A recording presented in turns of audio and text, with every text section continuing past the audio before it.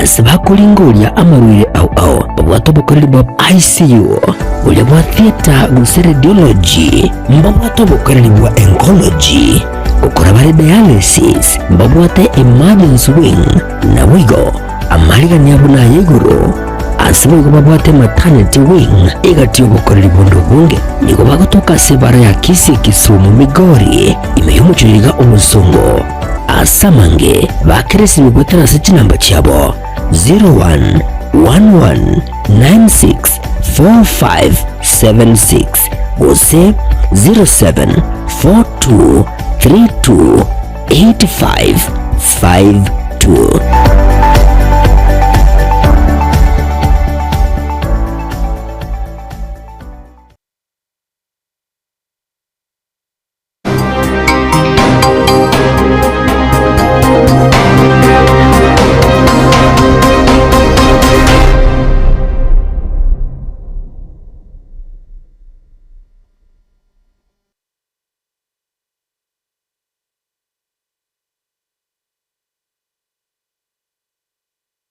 Marago vengia mwancho muligirio Getembe TV tukerigaria Jumatano. Karibu sana Ekeonga Chinsa Ikomi cha wono maragoba kila mwange agendere tukone kiwakora Chinsinyo kora Chinsemo hanne mono ime yorogongoro agusi na boigo ime yense ya Kenya ngoro Matildah Obaigwa. Karibu sana na Ekeonga ngochaka kurase county ya Nyamira kirabono mugavana we county yo muske amuski mumenyaribo anyare wesokia na boigo kugendera ko basegeta abasae kugendera ko enyorera amegerio yekerero gose yege digitali kao kwana kurase AVC che serikali ya county yo ya Nyamira muske nyaribo nigobono anyara kwane kia kusekura umoyiga uko babekire gutwa aborokyo wetani 50 abo bono banyarire ko kusoka litukuria rero magigayo nyora amegeria yo ase egeka bono na chinge kecho nigateba insi yo murobelyo Onyamira County Youth Digital Empowerment abasa mbanyare konyora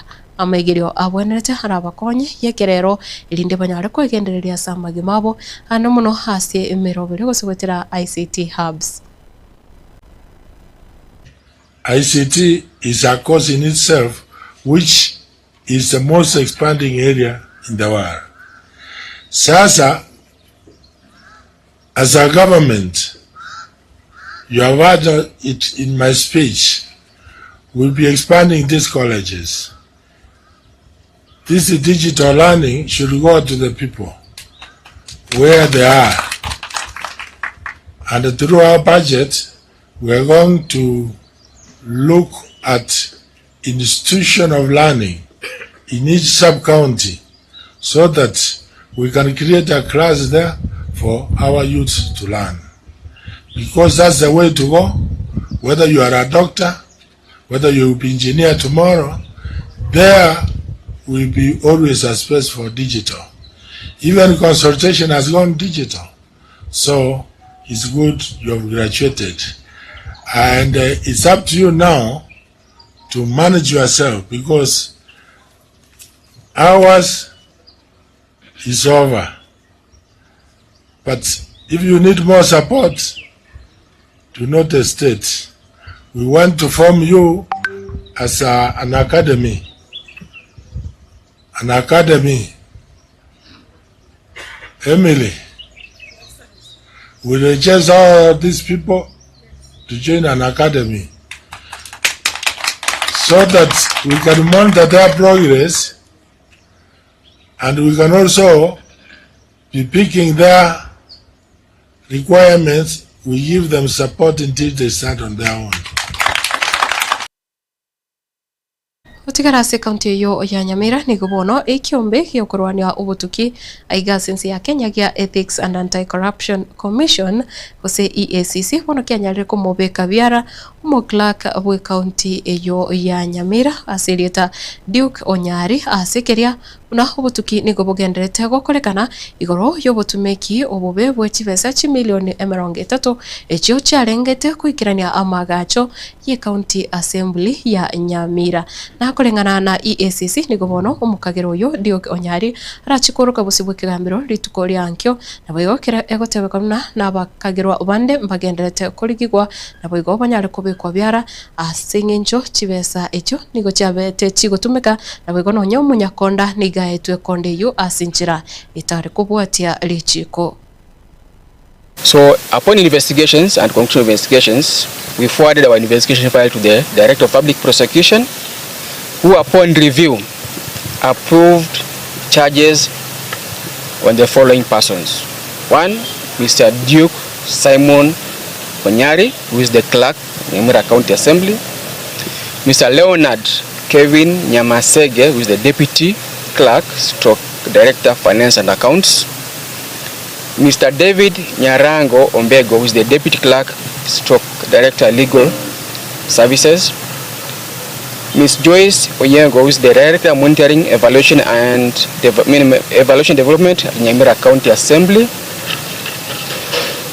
Engineer Josephat Martini Oruru, who is the chief officer, roads and public works, Nyamira County Government. Mr. Eric Onguti Ayuka, who is the infrastructure officer, and finally Mr. Simon Ondari Ogecha, infrastructure officer. One of the suspects was arrested on 19th March and arraigned in court in Nyamira. So today we managed to arrest the clerk who has been on the run. They have gone to several courts seeking anticipatory orders. They have actually been trying to avoid the court process, but as we normally say, serikali na nini ina mkono mrefu. So we managed to arrest him today. We are processing him, and tomorrow we will be arraigning him in court. And therefore, I want to urge the other suspects, okay, the other 5 suspects who are remaining, to present themselves to EACC for processing, for them to be arraigned in court accordingly. Utigana nayo no mawaziri otenenete chinguru chomolero nabaigo sekta ya maguta imeyensi ya Kenya Musike Opio Wandai nigobono anyare korariria bakenya ti babasa gutwara ubwoba ase amangana yerigori ryechinguru cyomolero bose estima imeyense ase atebire monchorere ande tayo arane kiwasa matuka bwangoiga bose rigori ryondi gochigo kina ekirabono bakenya bange babire bagutwara ubwoba ane mono kubwatekana no komentekana kwerigori rye petroli imeyense. Wandai kaukona litukolera kuro ase amagajo akawi meyo muchio Nairobi nigo atebire inenchire yamo yo kubatanga bakenya kurwa wakana chipil wose wakana kusikubugulya egurube ya umusigo wekwakanira chinguru cyomolero nabwo kugore petroli aserigori regoro mono. The Ministry of Energy and Petroleum wishes to inform the public that following consultations within government and engagement with key stakeholders in the sector, the retail electricity tariff review application that was submitted on the 31st of March this year by KPLC on behalf of the sector has been withdrawn. Now, this decision reflects the need to buttress a sustainable energy sector while protecting households, businesses, and industries from possible cost escalation. It aims to support economic growth, safeguard livelihoods, and create jobs. The ministry wishes to clarify that under the Energy Act, both at Section 11, Section 165, Subsection 3 and Subsection 7, for your information, any review of electricity tariffs is subject to a clear legal and regulatory process. This includes ukoira wika ase bunge ye senate omugasorero niko bono umuseneta we county ya Nairobi umusike Edwin Sifuna bono anyare kuboria serikali ana mono wizara eliyobo chenu korawa no mu waziri Aden Duale enyare kone kibuna engana yokobeka ensemo guse egetuo yokubabeka aba America bari banyare konyora oburori bwa Ebola crossing ya DRC ime yomochie onanyuki ime yense ya Kenya no engana erabe sekoleta omochando kima ase omosike Edwin Sifuna atebrumna serikali nabo yare gutumeka chingaki gose enibo eliebwate kone kibuna yanyare kubeka enyagitari gose yarosirie enjira abakenya baranyare gukonyeka chingaki buriro bubura busagwateka ime yense na nigatebrense ya America nabo ebwate chinguru chisaine kwagacha quarantine facility ime yenseri yense ya DR Congo elinde aburire kurware rwaroro. The concerns that Kenyans are raising about this Ebola facility in Nanyuki is actually a valid concern. We have proposed to the President that instead of us transferring patients from DRC to come and receive treatment here, I think that the US government should grow the capacity of the DRC itself to ensure that that disease does not leave the borders of the DRC, and all of us will be safe, Honorable Speaker. If the money that has been pledged towards this project is given to President Tshisekedi, he should be given that money for him to be able to put up those centers there and be able to contain Ebola within their borders, although now we are hearing reports of even deaths in Uganda, Honorable Speaker. The world is discussing serious issues about the Ebola outbreak. Speaker, this House should take note that a number of public hospitals in Kitui, actually if not all of them, patients are sharing beds. Speaker, things can never get worse than they are today. There are times that we are grappling, the world is grappling with ways of stopping and preventing the spread of Ebola. Now, patients in hospitals in Kitui are sharing beds. At times, actually 3 patients in one bed. Mr. Speaker, that should not be allowed to continue. Wego hukwana kurase ebunge nene mugasolero muwaziri wa wachenu moske Aden Duale niganyare kwene kibuna boroire bwa Ebola gose ondete yo onyare kubwatirani wa no boroire obu ime yense ya Kenya ase abodire bakenya batige utwara oboba kera ekiagera serikali ya berege kobeka emikakati yo gutanga okwambukera gose okonyora oboroire obu ime yense kwikira boniga.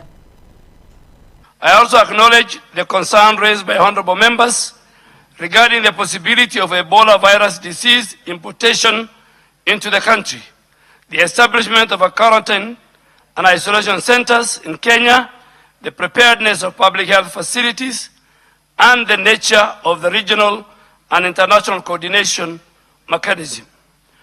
From the onset, I wish to assure this House and the people of Kenya that the country has not recorded any confirmed case of Ebola virus disease as of 3rd of June 2026.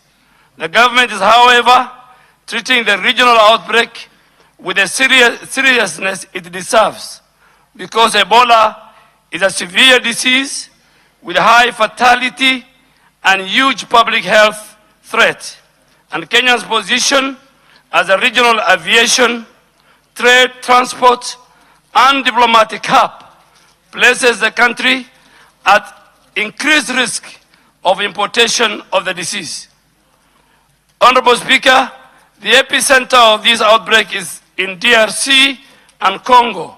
As per our last situational update, the Democratic Republic of Congo has reported 1,083 suspected cases and 259 deaths. Of these, 321 cases are laboratory confirmed, with 48 confirmed deaths. A total of 2,746 contacts have been listed for follow-up.